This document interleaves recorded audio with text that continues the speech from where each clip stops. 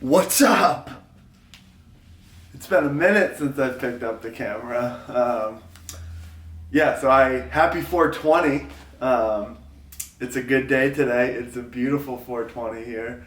So I thought for this video I would just touch on the topic of cannabis because it's an amazing plant and it has a stigma that needs to be broken around it. I just want to give my thoughts and share what I know and love about cannabis. And there's also still so much we don't know about it too. Before I go any further, I want to say this video is for educational purposes only, and I'm talking to adults here, 21 plus. No one under 21, like the law says, should be using cannabis. I want to say that first. Except for medical reasons. As I said, happy 420, and one thing I also want to say is cannabis is to be used, not abused. You should not abuse this plant. It's a wonderful medicine, a wonderful plant.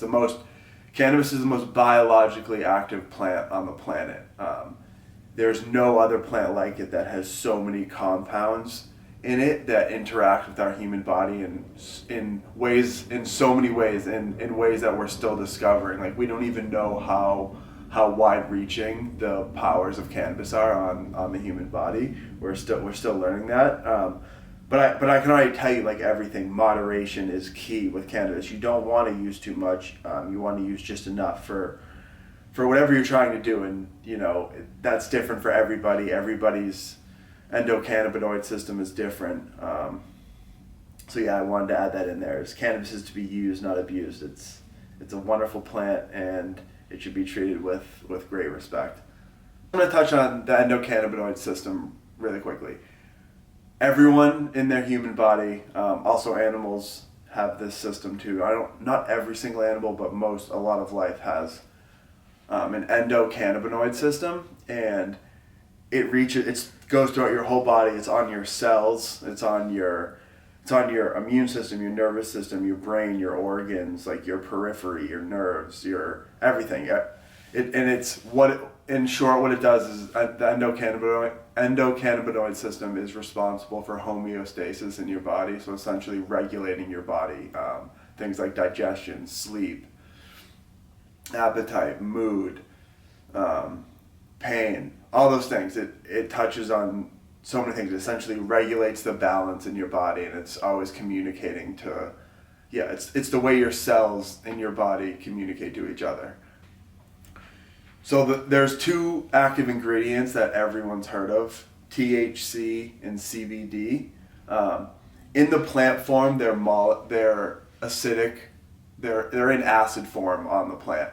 But when you apply heat to them, the acids turn to the active ingredient, THC and CBD. So on the plant, it's THCA, and on the CBDA. And when you apply heat, they become THC and CBD.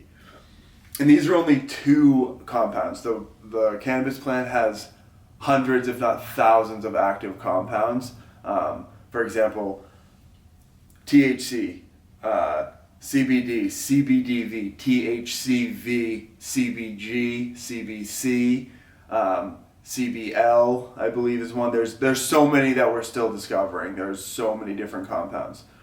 But THC and CBD are the main active acids that come in the greatest abundance in the plant. So those are the ones that are most well known.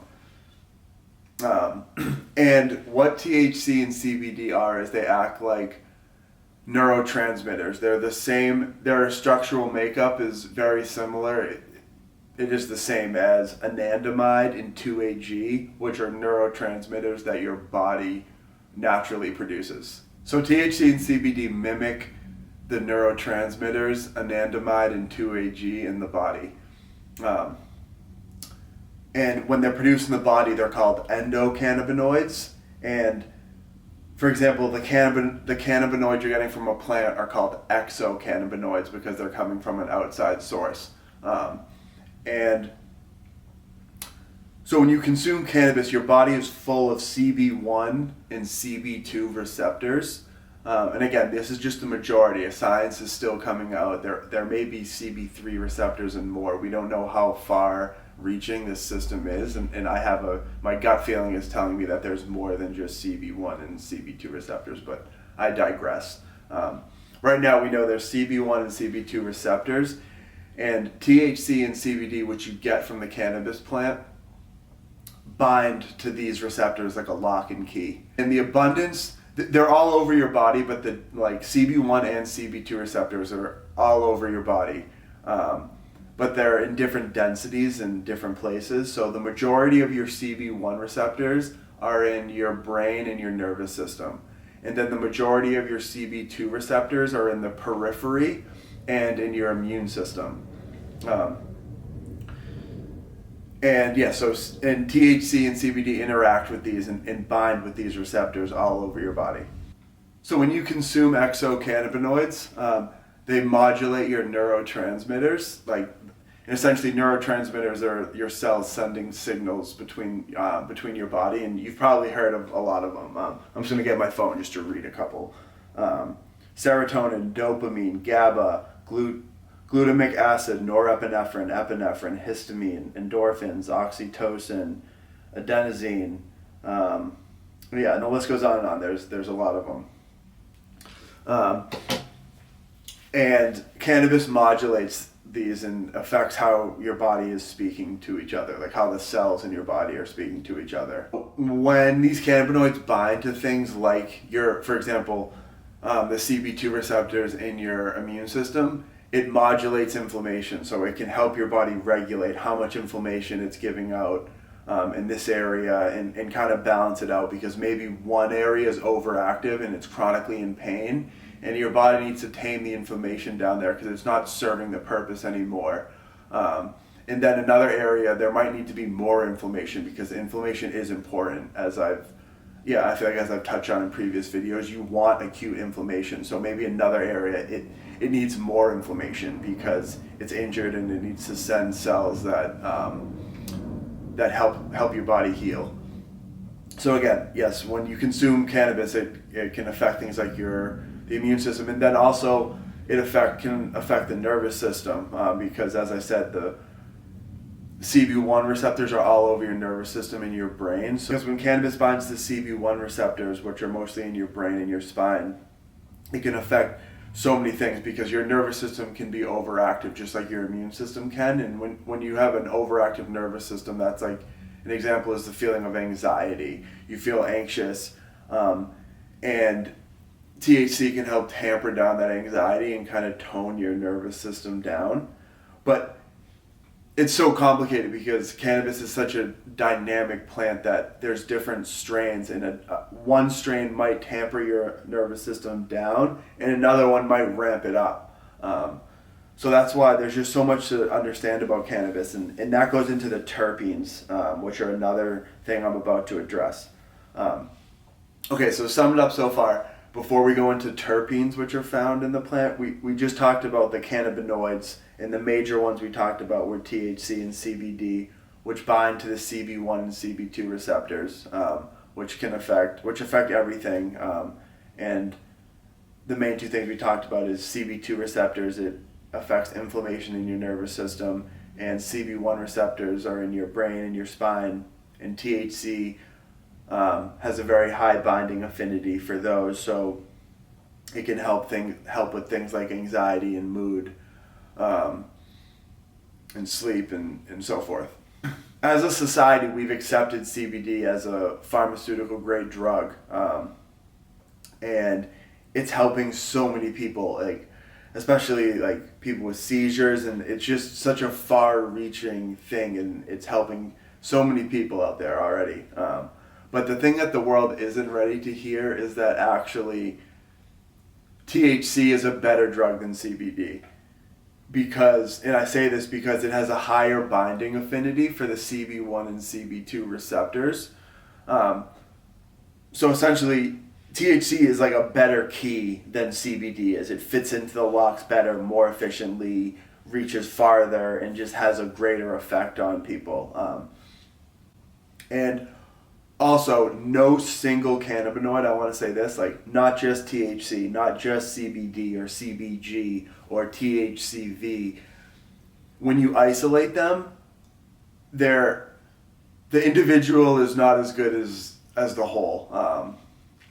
So that's called the entourage effect. So the cannabinoids all work better together. If just taking CBD, well, if you had CBD and some THC, they actually work better together because they play off one another like really good teammates, kind of. So they work together to do more for your body, to help your body regulate better, to find balance faster. You want them together. So that's why the cannabis plant as a whole is greater than just isolating a single thing, because with cannabis, you're not only getting the cannabinoids, you're also getting other compounds, which I'm about to talk about right now, like terpenes. And terpenes are the scent that you get off the plant, and they're in fruits, like mangoes or pineapple. They all have different scents. Lavender, different herbs. So like herbs and fruits are huge sources of terpenes. And same with like pine trees and just smelling nature. And no plant has the diversity of terpenes that the cannabis plant does. And the cannabis plant, the terpenes play a huge role in the medicinal qualities of the plant. Some of the terpenes that are found in cannabis are beta-caryophyllene, myrcene, terpinolene, limonene, linalool, ocimene, humulene. This will make it easier. Here. This is one cannabis strain, and these are all of the terpenes that are tested for in this. And again, happy 420, guys. But all the terpenes that are in this are beta-myrcene, limonene, caryophyllene, alpha-humulene, linalool, beta-pinene, alpha-bisbolol. I definitely messed that one up. Alpha-bisbolol, caryophyllene oxide, alpha-pinene, and terpinolene. Total active terpenes in this strain is 2.2%, so this is some quality cannabis. But that's just in one strain, so let me get back to it. All the strains of cannabis have different terpenes because there's different genetics. You can breed cannabis, and that results in different effects for different medicinal values. So one strain might be really good at treating something, and another strain might be horrible for it. And I did not make this up, but one of the most useful things I've seen is Kevin Jodrey.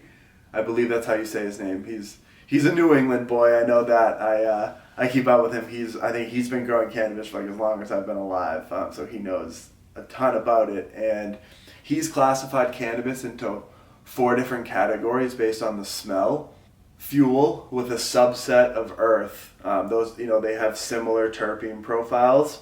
And then there is fruit with a subset of floral. So the four total categories are fuel, earth, fruit, and floral. You can essentially break any strain of cannabis down into one of those 4 categories, and the fuel and the earth category are like more closely related, and then the fruit and the floral category are more closely related. An example of an earthy terpene is linalool, which you find in lavender.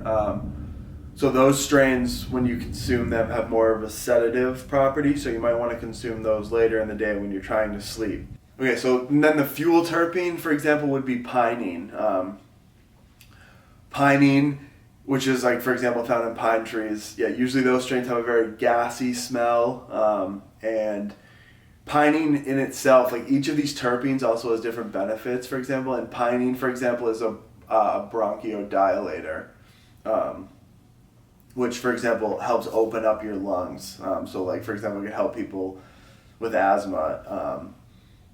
As contrary as that sounds, is that consuming a strain with pinene in it actually opens up the blood vessels in your lungs to receive more oxygen. Okay, so now we're going to go to the other side of the categories. We're going to go to the fruits, and the fruit strains are high in terpenes, like limonene, for example. So just picture like a lemon, you know, what a lemon smells like, that's very high in limonene. There's cannabis strains that are high in that, so it has a lemony, fruity smell. And those strains are usually uplifting and energizing, so that would be great at the beginning of your day or like before a workout. You know, it's like a cup of coffee, but honestly more stimulating. And then the subset of the fruit is the floral, and those are some of the complex strains. Like florals a lot of times are high in terpinolene. These strains have a very complex and contemplative feel about them. You know, yeah, they're essentially great. They're great for contemplating and getting a different perspective on something, and they're usually uplifting and sometimes really really giggly, and and so all of these subsets too have certain strains would fall into there. Like I said, I don't want to overcomplicate this, but for example, the haze strains a lot of times fall into the floral category. And I'll just use the haze strain as one example to show how far-reaching this plant is. The haze strain is very uplifting and energizing, and some people use cannabis for the medicinal qualities of anti-anxiety, and if they were to consume haze strains, it would actually make their symptoms worse. Like, they do not want to consume that because it's an upper, so you know what I mean? And so that would exasperate their problem. But if they consumed a strain, usually like a famous strain is OG Kush, which is high in myrcene and linalool. It's very earthy. That will greatly help them, because the way it interacts with the molecules in your body is it tampons down your nervous system and your anxiety and helps you relax.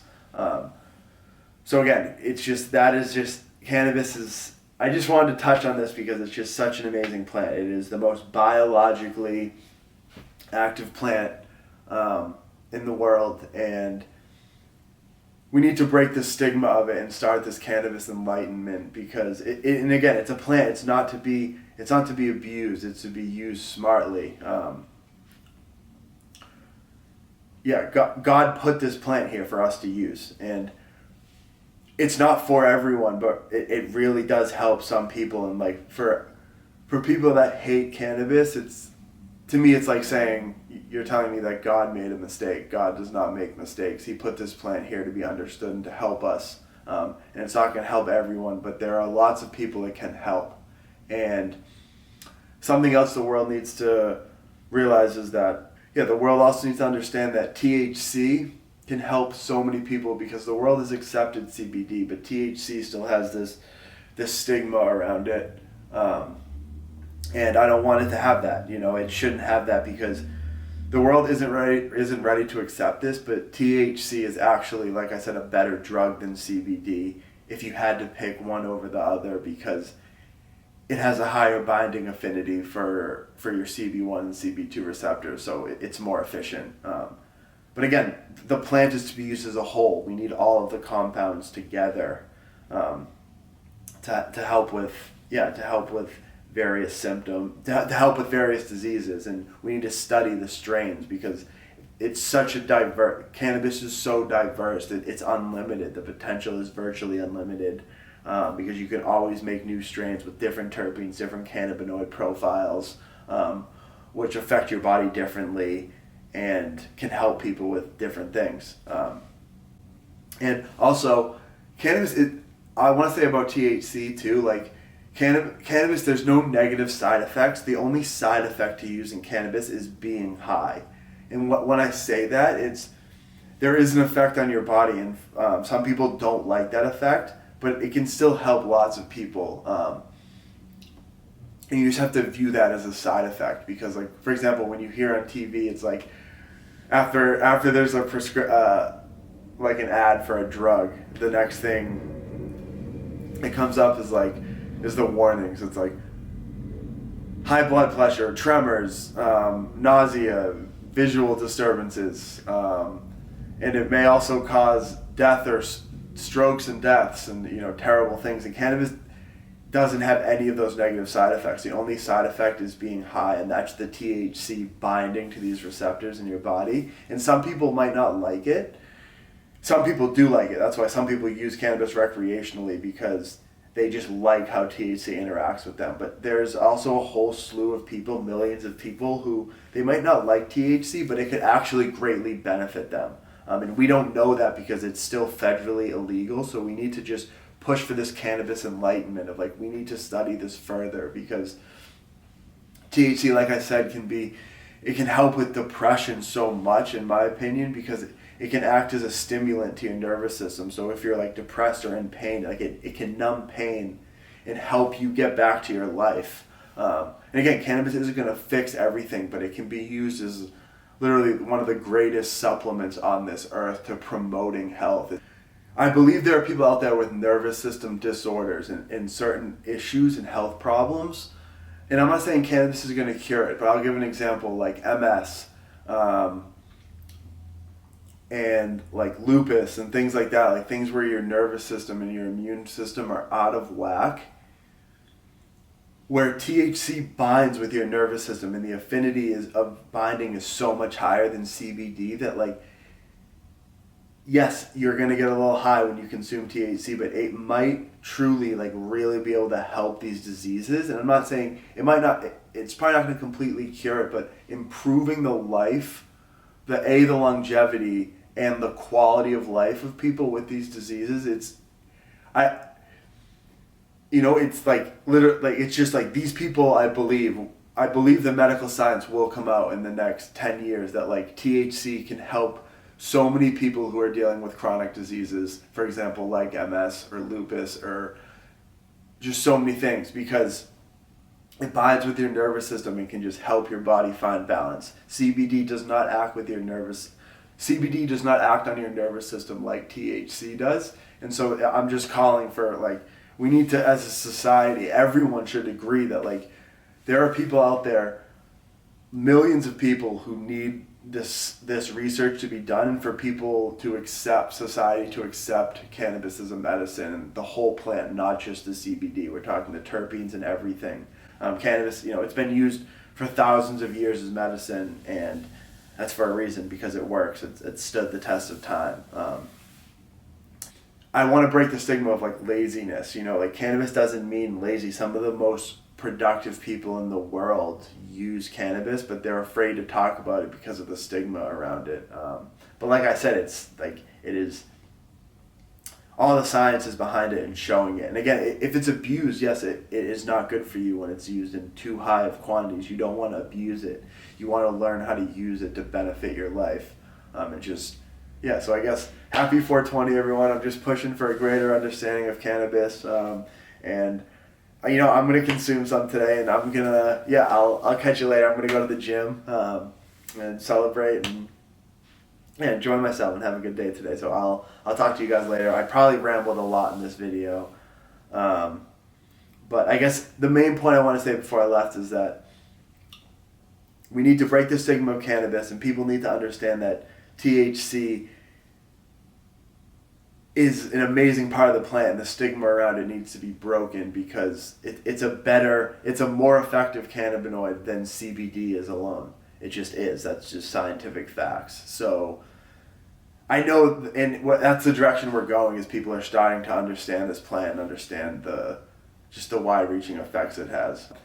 So cheers, guys. I hope you guys have a great 420, and and if you don't consume cannabis, if you don't consume it, which I would never, and again, I'm not like, you have to consume cannabis. All I'm trying to do is break the stigma around. It is a very beneficial thing, and people shouldn't be frowned upon for using it, because some people, it helps them be more productive, and it helps their body find balance, and it's good for them. And someone else, it might not interact with them well. So again, I just want to break the stigma around it and just do my part of being part of this cannabis enlightenment, essentially. And I'm going to leave it at that. Later.